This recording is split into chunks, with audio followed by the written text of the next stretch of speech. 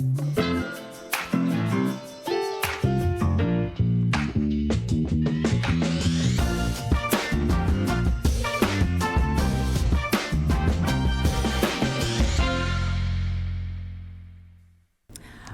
right, hello, and welcome to the Columbus Metropolitan Club. My name is Sophia Pfiffner, and I am the CEO and president of this organization, and it is my pleasure to welcome you to today's conversation. First, I want to say hello and thank you to any of our live stream audience members. We're so excited to have you as part of this conversation, and also a huge, huge welcome to everyone who is in the room today to talk about an issue that's so important to so many Central Ohioans. Welcome today's forum sponsor, which is Gebben Communication. So Heather and Gebben Communication, thank you so much. Let's give them a round of applause. And our host, the Ellis, I had a conversation with a few of you, and if this is your first time to the Ellis, it's been a wonderful space for us to host our conversations as we're continuing to evolve as an organization. We're so thankful for our presenting sponsors for our conversations, and specifically our live stream, the Center for Human Kindness at the Columbus Foundation, and our live stream partner, the Columbus Dispatch. We would not be able to provide that service without their investment. So let's thank everyone for their support of today's conversation. All right, so this evening's conversation is all about people who shape the way we see ourselves as Central Ohioans. Today's forum is a dialogue on how diverse voices and creating a more inclusive and connected future through our city through social media.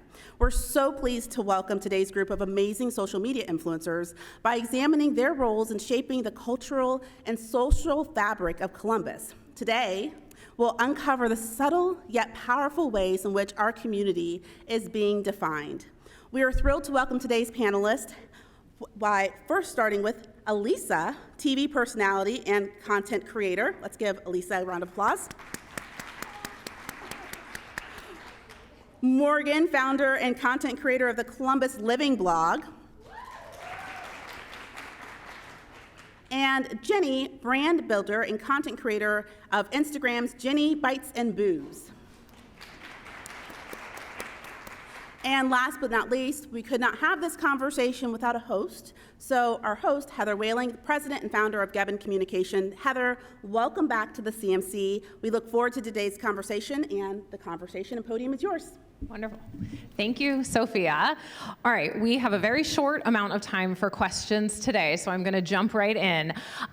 First, talk to me, what does it mean for you to be referred to as a social media influencer? Did you set out to be an influencer, or did you mean to? And how has your vision for that role as an influencer evolved as you've gained more followers and gained more influence?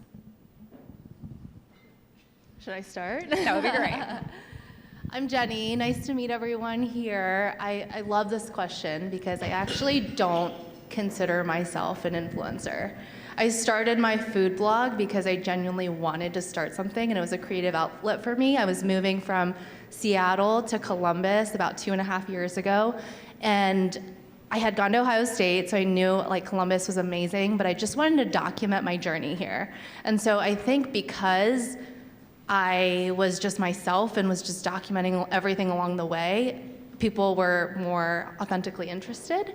And so as time went on and I got more followers, yes, I have influence, and yes, I think people do, obviously, businesses especially are impacted if I post them. I still don't consider myself a true influencer. It's more of just like a creator and a food blogger and just here to like share my experiences. And for me, it's like a dialogue with the city. So I am sharing what I like to do in the city, and my followers, who some of them have become friends, are sharing back like their reactions and what they like to do. So we're like crafting the story together of like, how can we have amazing experiences in the city? Anyone else want to chime in? Yeah, I would have to agree with Jenny. I don't necessarily consider myself an influencer. I definitely consider myself more of a content creator. So when I saw influencers as the tagline, I was a little bit taken back because I don't know if I'm actually influencing purchases or influencing people to take advantage of experiences, but I would definitely consider myself almost like a community builder, a community connector, someone that is really trying to showcase the experiences in Columbus through a Black content creator lens. I think that's really important to me. I think when I I started as a young professional, trying to get to know my city, trying to figure out what was happening in Columbus, from happy hours to different businesses that were going on to festivals and experiences. And then over time, it's really evolved to so much more than that for me. It's evolved to a community of women that I've been able to connect to, a community of people that I've been able to relate to. I've been able to kind of transition from young professional to motherhood, womanhood, self-care, wellness, and really highlighting those experiences. I would say even most recently, just highlighting Black maternal health has been really huge for me, and documenting my labor and delivery experiences and sharing that. And then also highlighting my kids and highlighting my husband and highlighting my family, and just kind of showcasing that and being able to connect through DMs, community engagement, community management. And it's been really fun, and it's been something that I've been able to do, and just something that I've been able to look forward to after like a long day of work. I work in corporate social media for a large financial institution in Central Ohio, and I actually got my job because of Columbus Living blog, because I was able to transfer those skills, and I wasn't working in social media before I was in the role that I'm in now. So it's definitely benefited, my family and myself, and then also the businesses that I've been able to partner with and collaborate with. And so to answer your original question, definitely more of a content creator and more of a community advocate. That's great. So I would say that I think I've kind of grown up with social media and the internet. And I think that anyone who has social media is an influencer, because anytime you post anything, you are potentially influencing someone else to either buy something or go somewhere or do something. So I think that anyone, whether they consider themselves influencer or not, probably is. I work in television, so part of working in TV, you have to post online. That's just part of the job. But even before I worked in television, I used to be what I consider to be a writer, but actually turned into being like a blogger. So I used to work for a website, and we would post cultural, pop culture articles and things like that. And so I did that for a while, and I watched the internet evolve from writing and then blogging for your family and friends, blogging for a larger audience, then becoming a blogger, then switching to social media and becoming an influencer or content creator or whatever we're calling ourselves these days. And so I don't think I really set out to be an influencer, but I think that I always have been involved in social media. I started on Twitter in 2008. I started on Facebook. I was a freshman in college in 2005. I was so excited with my college email address to be able to sign up. So I think I've just kind of grown up with social media. And whatever iteration it's taken, I've just gone along with it, if that makes sense. Yeah, for sure. So Columbus as a city or as a community is at an interesting crossroads right now. We're growing so quickly in the midst of this major transformation where, there's sort of traditional opinion makers and gatekeepers and power brokers, and some of that is transitioning in part thanks to sort of the democratization of people being able to get information out through social media. So talk to me, when you think about who gets to tell the story of Columbus and who gets to shape the narrative of Columbus, what role do you hope to see online influencers and content creators playing in that responsibility? I can take that. So I would have to say it's our responsibility to be true and authentic to who we are when it comes to content creation, and we have a responsibility to be honest when it comes to the partnerships that we do or the things that we share, and just being very conscious of what value we are giving and providing to our communities.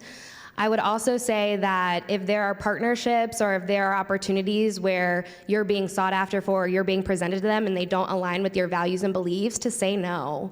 I would say that there have been a couple of opportunities where I've actually done the partnership and I've gone back and say, hey, this is not what I thought that it would be. It's not something that I expected. Would you mind me paying for the service or the product? Just because I don't necessarily feel comfortable amplifying this. And then also knowing that these are small businesses that you're supporting and amplifying, you're taking money out of their pocket. So just being considerate of that and just being honest to who you are and just being truthful and straightforward, I think that's what communities are looking for. I have a follow-up question related to that. So talk to me a little bit about, and anybody can answer this, but talk to me, what do you think the role is of influencers and what impact they have on the local economy specifically? So a lot of you partner with small businesses or up-and-coming businesses as they're getting ready to launch or as they are trying to find outlets to tell their story. How do you see your role as a piece of the local economy? Yeah, so first of all, I want to echo everything that Morgan just said, because I think being really authentic to yourself and taking partnerships that you truly feel good about is like the key to everything.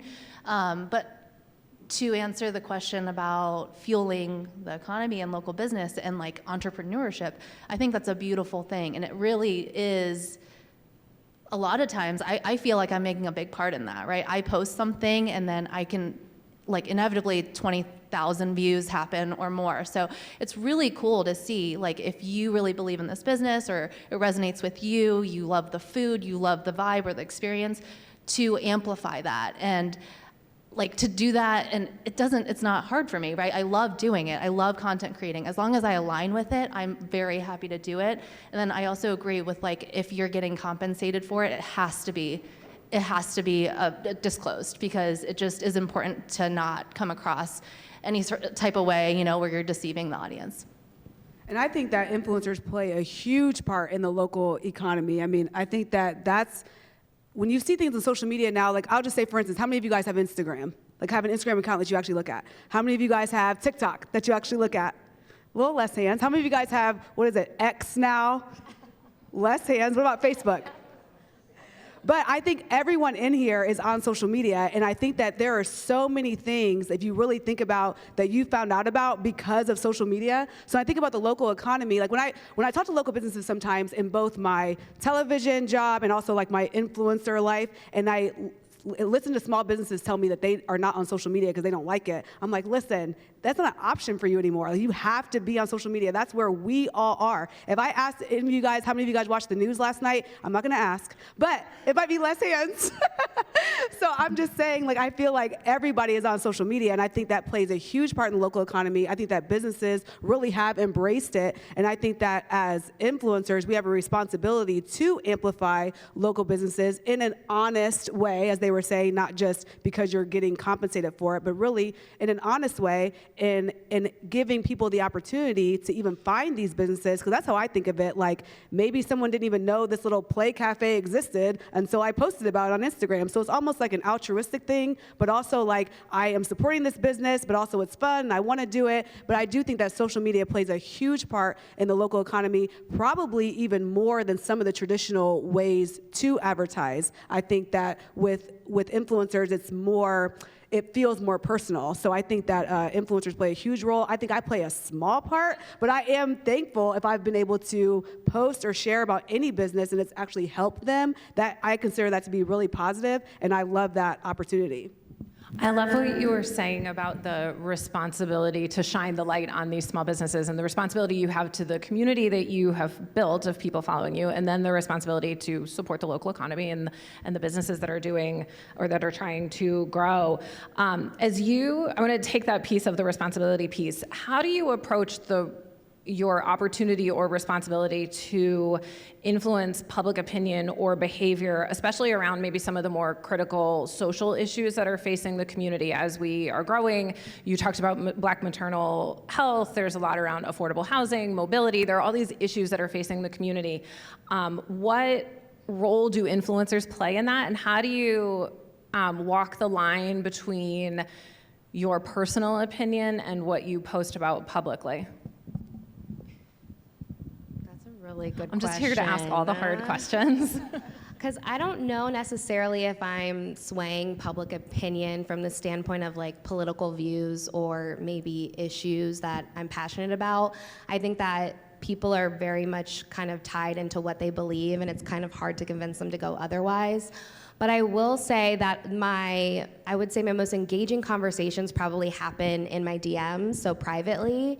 And I absolutely love just kind of the connections and the community that I've built there that's not seen. So outside of the conversations that take place on the comments of social media posts, I really want to make sure that I'm nourishing the communications that happen behind the post. And I would say that those were some, like even at, I would say for example, like at 3 a.m. in the morning while I'm pumping, there might be another mom online and they're like, oh my gosh, I'm right here with you. And we're talking and we're conversing. It's like, okay, I'm about to go to bed now. And it's like one of those moments where I'm like, wow, like this is a community that I've built. And I think my opinion matters to them and their opinion matters to me. And I think I was talking to Sophia earlier about this, but I'm actually nervous about meeting some of the people that I'm connecting with digitally in real life to not meet the expectation of maybe a fantasy of that they have of me. Not like anything crazy, but just like that image of like how you envision me in your head, and then like does that meet the reality when you meet me in person? So I mean, to answer your question, I'm not sure if I'm swaying public opinion, but I always lead to the acronym about what I post. So the acronym THINK. So THINK being like, is it thoughtful with the T? H, is it helpful? I, is it inspiring? N, is it necessary? And then K, is it knowledgeable? So if it doesn't meet that particular acronym, I decide whether or not I want to post or not. So I know I took a lot, but I want to be able to pass it to my other fellow panelists to answer. Yeah, look, so I have a food and drink blog. So for me, my mission is to share food and drink experiences in the city. So I do take a step back on political views on my page. But I don't miss the opportunity to remind people to get out there and vote and to make sure that your opinion is heard. I think that's very important. I know I just hit 40,000 followers this past weekend, which is so exciting. So, I mean, that's a big chunk of the community. And so I think it's very important that we all go out and vote and we all like share our voices. And I think I love that I can remind people to do that. I think that I try to tread very carefully online. Like I said, when I got started back in like 2008, when you could post whatever you wanted on Twitter and like it didn't matter. So I had to go back and delete my own tweets.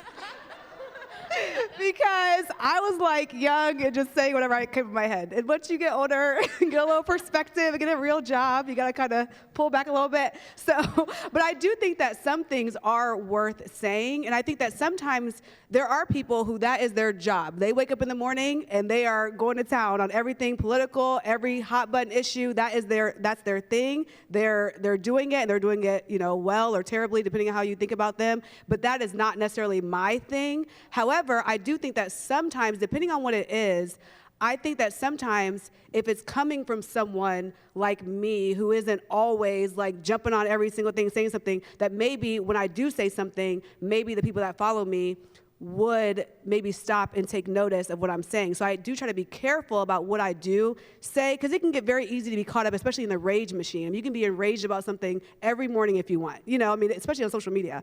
But I think that there are times where I think it is important to say something, and in those moments I think about that and I try to like run it by my husband, like, what do you think about this? Like, because he'll be like, take that down. Don't post that.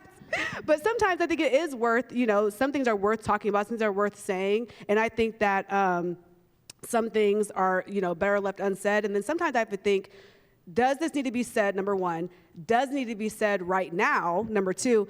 Does need to be said by me right now? And I feel like those three things, because if you're just echoing what all these other people are saying, let them say it, because they don't have maybe the same things on the line that maybe I would. But I do think that it is important too. Sometimes things need to be said, and I think that can be like a positive contribution to social media. And also, don't look for my old tweets. I changed my name on Twitter. We can all go search after we're done here. How do you see the role of influencers and content creators contributing to create a more inclusive and diverse representation of Columbus and Columbus as a community? I mean, I'll just say, do it and just get started and just start putting content out there and feeling comfortable that it's not going to be perfect when you do it. That's how I got started. I wasn't going out and starting Columbus Living Blog because I was going to be seen as a Black content creator or I was going to be seen as a diverse voice. It was truly just getting to know my city. And I think that more diverse voices should be on the platform and sharing their experiences, because I'm not going to be a subject matter expert in everything Black, to be honest. And I feel like when you can connect to experiences and you can relate to them and you can share that story through your own personal brand and you're showing your connection, I think that's what's authentic and meaningful. And you you kind of spurred an idea when you were talking about the political stuff and about when you were saying whether or not you are going to say it or if you need to say it. And that's how I've kind of evolved some of my content. Is I wasn't a mom before like 10 years ago, but now I'm talking about all the things motherhood. So it's also being open to changing your content over time and rebranding yourself and refreshing the content that you put out there.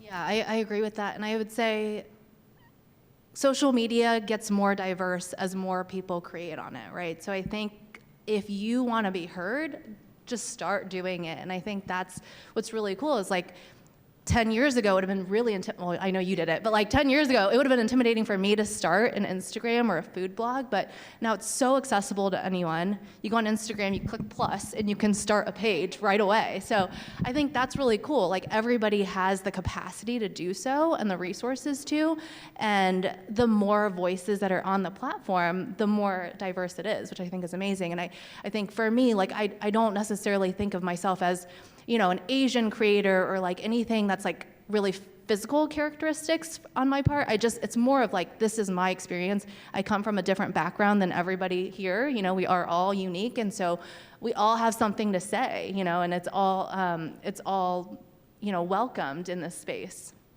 I think that it's very important to like share other people's content. I think that it's really easy to be like in your own, like you look at your own Instagram and everybody is just like you, or your own Twitter and everyone's just like you. So I think it's nice when you can see someone else who is different than you and you can share their content, then maybe somebody following you now is gonna follow them. And that's the great thing about social media. I mean, I've had that happen to me where some influencer like shared something that I posted and I got all these followers. I'm like, whoa, where'd those come from? But I think sometimes you can feel like, you're in this little box, but there are people following you. And I think when you share diverse voices or just anyone else that's not you, you are helping amplify that content. And you're also providing a service to your followers by introducing your followers to other content creators who they maybe wouldn't have followed if it wasn't for you, if that makes sense.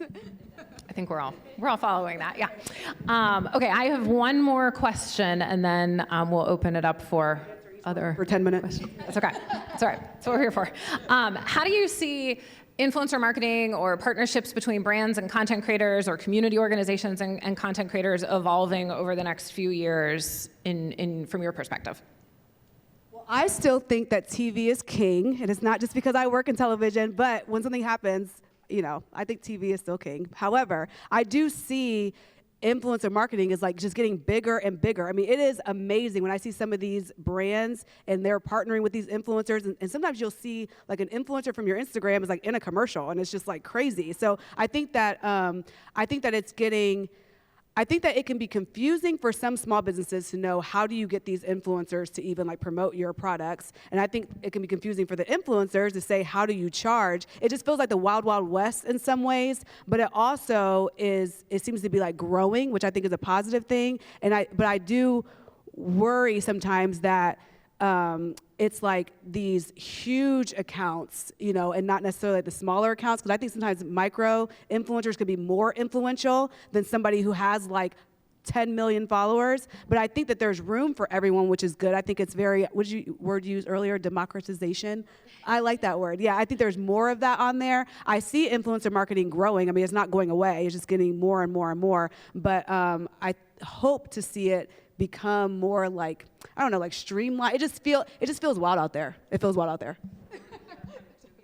Back up one point of what you were saying. So we at Gabin love data, and we see what you're saying exactly. So when we work with either nano influencers or micro influencers, their engagement and conversion rates are actually higher than some of the influencers who have like the massive amounts of followers. So there's something there that you're really saying. Okay, go ahead, you two.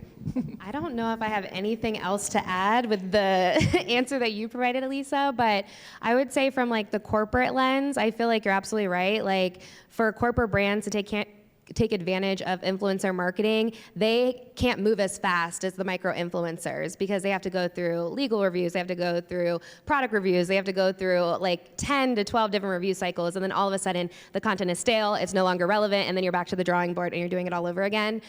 So I would love to see in a couple of years for brands to be more nimble and for social media managers to be the CMOs of their companies, just because they have a pulse of the audience, they have the pulse of the customer, they have the voice voice of the customer, the voice of their online communities. So I'd love to see that pivot and that shift there. And then for more investment to be happening on the organic side versus just the paid side. And granted, I do love being paid for some of the efforts that I am with the partnerships and the collaborations, but I think that there is also a voice on the organic side because working in organic social, it's, you know, increasing the opportunity to be able to engage with people and to be able to, and I'm going to stop there because I'm going to go on a tangent, so I'm going to pass it over to Jenny. I'm going to stop while I'm ahead.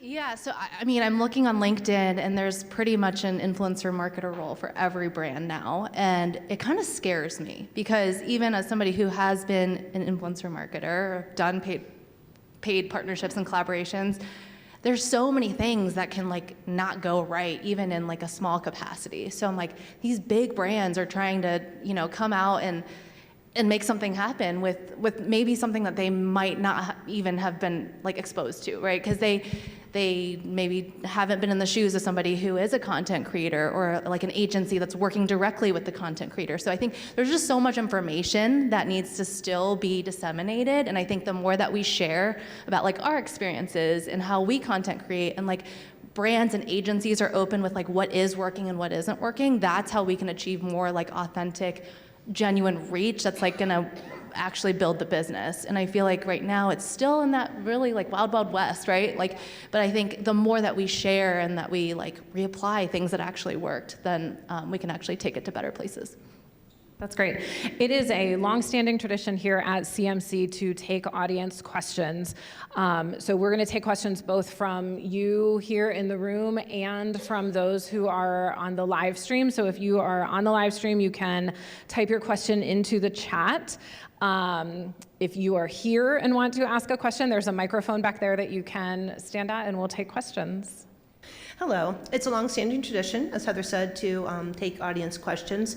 Questions at CMC are brief, and they actually end with a question mark. So I hope that all of you will join me here. I'm going to be asking some questions from our live stream audience.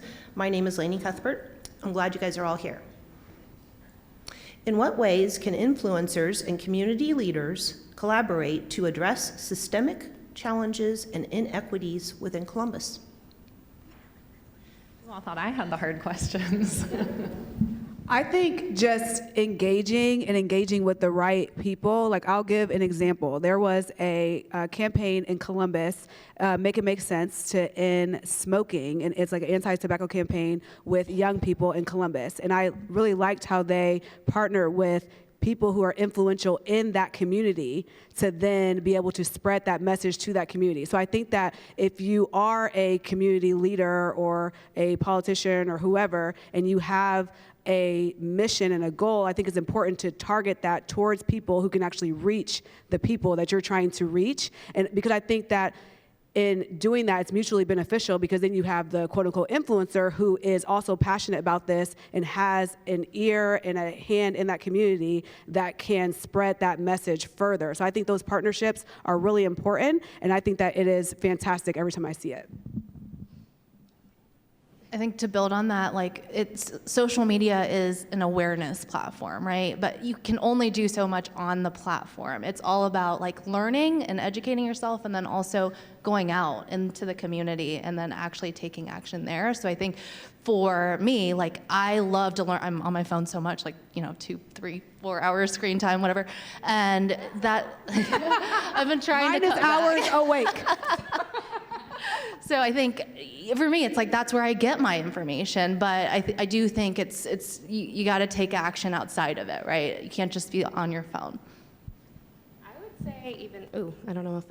I would say also to create the forum and space to even invite influencers in and have like a small discussion, like kind of what we're doing now, having a panel discussion.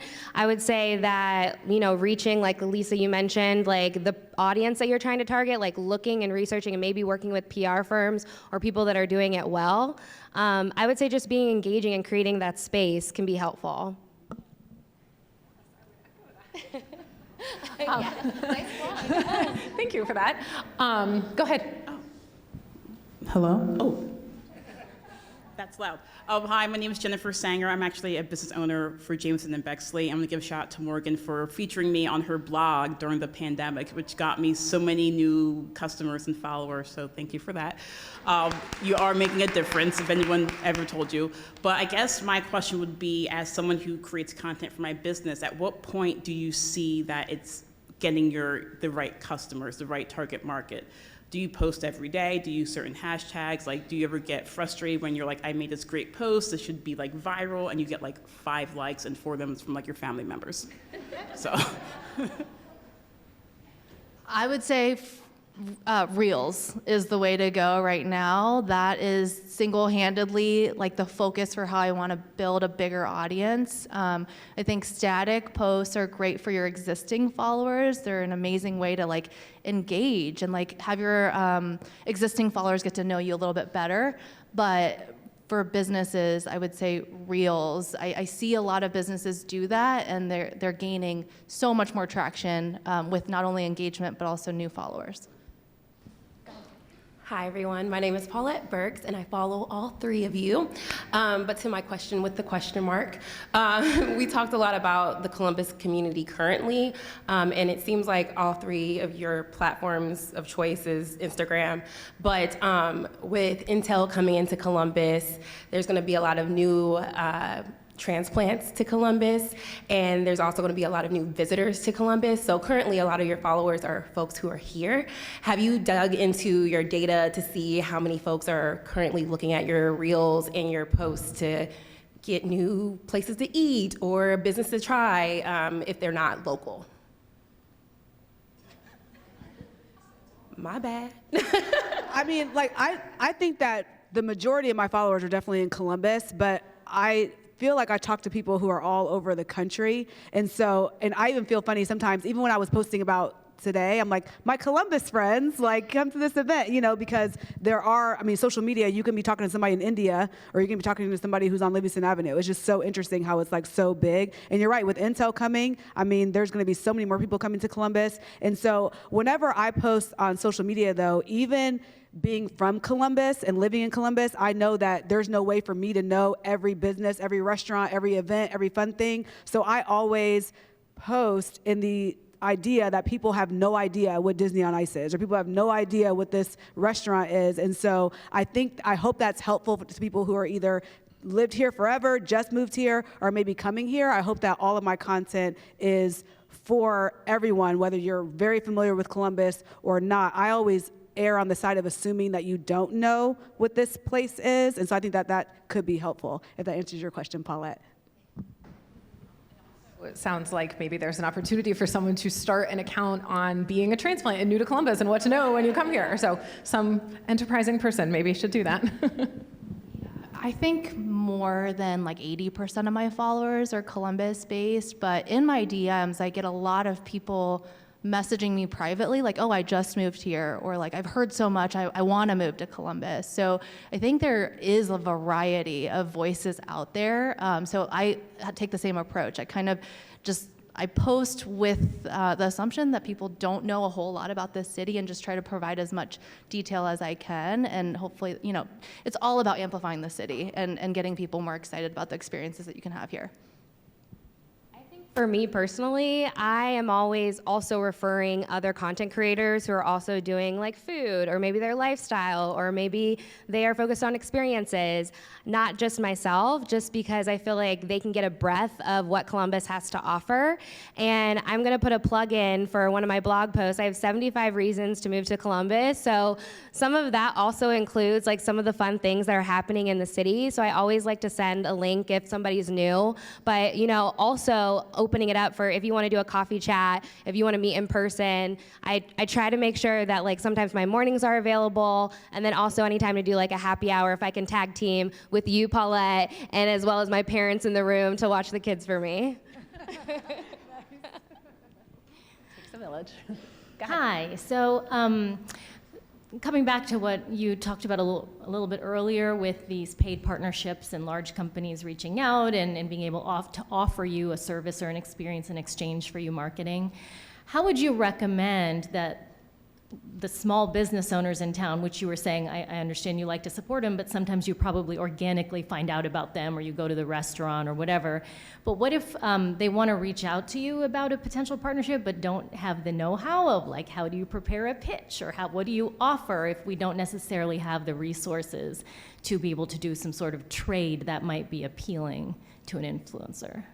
I would just say DM them through the platform that they're mostly on. I would say a lot of the times we're checking our DMs, we're checking our posts, especially being a micro influencer. And if there's a service or if there's a product, just saying like, hey, would you want to do an exchange of services? I don't necessarily have the funds to be able to do a paid partnership. And they have the opportunity to say no, or they have the opportunity to say, yeah, like, I'd love to be able to amplify your business. I want to say 80 to 90% of the time, depending on if this person is a full-time content creator or if they're working part-time, like whether or not they'll be able to take you up on it. A lot of the times I'll have to say no to opportunities, not just because I don't want to do the partnership, just because my time. Like if I'm doing a partnership with someone, I have to think about the time I'm taking away from my kids, and if it's going to add value to my audience, if it's going to add value to my life, is it going to be beneficial to my family? Am I realistically going to buy it from like a product or a service perspective? So those are the things that I think when I do and accept partnerships. But I would say just go for it. Like I would say make sure it's a quick blurb. You have your ask, and maybe if you have a time frame on it, like when you're expecting the post and what the expectation is, so there's not a lot of follow-up, and the influencer or the content creator knows exactly how to answer and how to respond quickly to you. Thank you. Perfect. I also would say that, whenever you're reaching out, to know the influencer you're reaching out to, because I cannot say how many pitches I've gotten for things that do not apply to me whatsoever. And I'm like, so you're just sending this out to everyone? Because if you follow me on Instagram, you know I don't have a dog. So why are you asking me to promote your pet products? Doesn't make sense.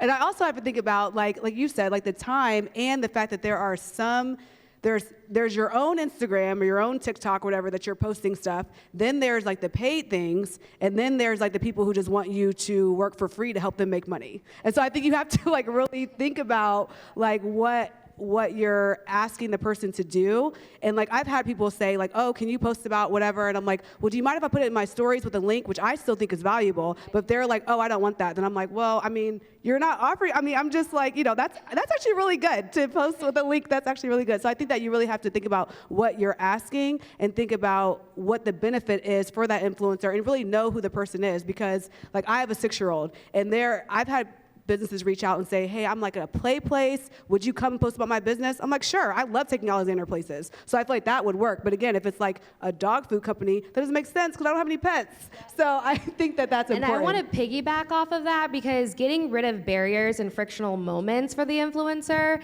So like I will get all the time, like come to this grand opening or come to this happy hour or come support my business between like 5 and 6 on like a Monday. And I'm like, this is not my full-time role. Like I can try my best, I can try to coordinate care, but if there's less barriers for me to be able to do the partnership, then I'm more inclined to be able to take it on, especially if it aligns with what I think would be valuable to the audience and the community I've built.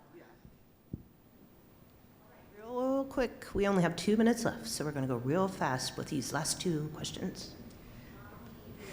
So full disclosure, Morgan's our daughter.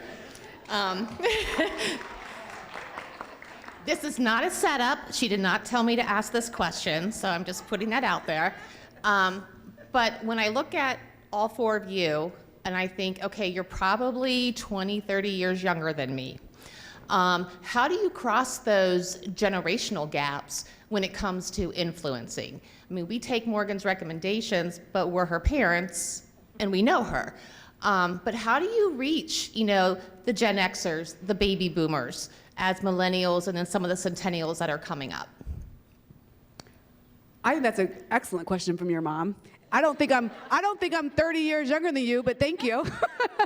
But I think that it really depends on the content. Like for instance, I post a lot about motherhood also, and I feel like if you're a parent, you're a parent. Whether you're a young mom, an older mom, I call myself a seasoned mom. So I think that it just depends. I also try to, when I'm posting about things, I think about that from a television standpoint also, that viewers are watching of all ages and races and socioeconomic backgrounds. And so I try to post in such a way where anyone who is following me can get a benefit from it. Maybe you aren't going to take your 6-year-old to mommy land, but you would take your grandson. So I think that, and I feel like, if you're following me and you're older and you're like, nothing applies to me, then just, you can unfollow me. But I try to make it so it's pretty, like, I don't know, I think I'm like kind of like chill anyway. Like I'm not like in my 20s anymore, unfortunately. So I feel like I'm in that age, I think, which you could disagree if you follow me and you're older, but I think that I reach people of all ages with my content, even if they're a little bit older. And my husband's a little bit older. He's Gen X. And so I think about that too, so. The good thing about food is that it's pretty universal. So I feel like, as long as you're on the platform, I think you can find something that resonates with you. I try to cover all types of experiences. So the fast casual, of course, the cheap eats, but then also really fun dining, like date night experiences that you might want to go to if you're older and have more money. So I think it's just a whole gamut, and that's the beauty of food and drink. I guess you have to be 21 to drink, but for the most part, food is quite well loved. My name is Ben. I'm a photographer with Ben Hurst Studios, LLC. I have a question. So with more younger people being on social media, like for example myself, I get most of the information on social media. So do you guys have any checks to make sure whatever influence that you guys are having on the younger generation is positive or negative? Do you guys have any checks to make sure that whatever you promote in a business or anything is positive? I mean, I try to stay pretty positive. It depends. Sometimes I have to say I went to this place and had a horrible experience. Very rarely I would do that. I would not do that to someone. But I think that in general, I try to keep things pretty positive. So I think there's a lot of negativity just out there in general, and I don't feel like that's like my brand. I don't think people come to me to find out the most negative thing that's happening. So I think that my thing is more to be positive. And I do try to make sure it's not fake though, because I feel like everything isn't the greatest thing you've ever had. Everything isn't the best place you've ever been. But I think that if I am sharing something, I tend to at least find the positive and post about positive things and not spend any time posting about negative things within reason, I feel like. I would say for me, I use my stories to be a little bit more chaotic and relatable and fun because I know after a long work day, people are digressing from their day. They don't want to come onto a platform and be told to do certain things or sold to. So I really want to create a space and a forum where you can see my content and you're like, wow, I can relate to that. Or hey, Morgan, I'm checking in on you. Or I'm doing the same thing. I'm checking my DMs to see okay, who responded to what. So for me, it's really creating a safe space to have community engagement and to really have moments where we can connect digitally since we all physically can't be together all the time.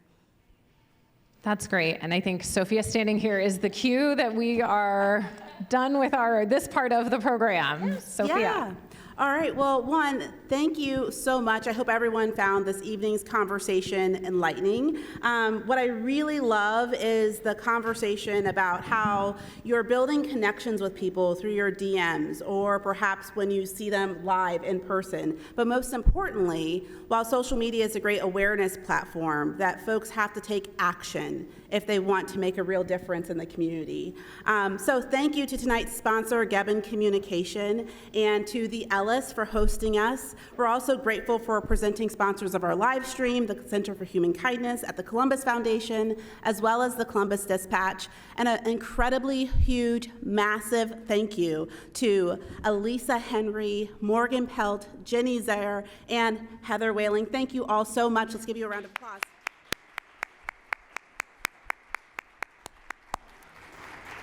So as Heather alluded to, there is more to come. So this is a mini forum for a reason, but for those who are tuning in via our live stream, thank you so much for joining us today. And I hope that you tune in next week, either live or on the computer, for our forum, which is the time to close the gender pay gap in Columbus. So thank you for our live stream, and thank you for everyone who's here in the audience.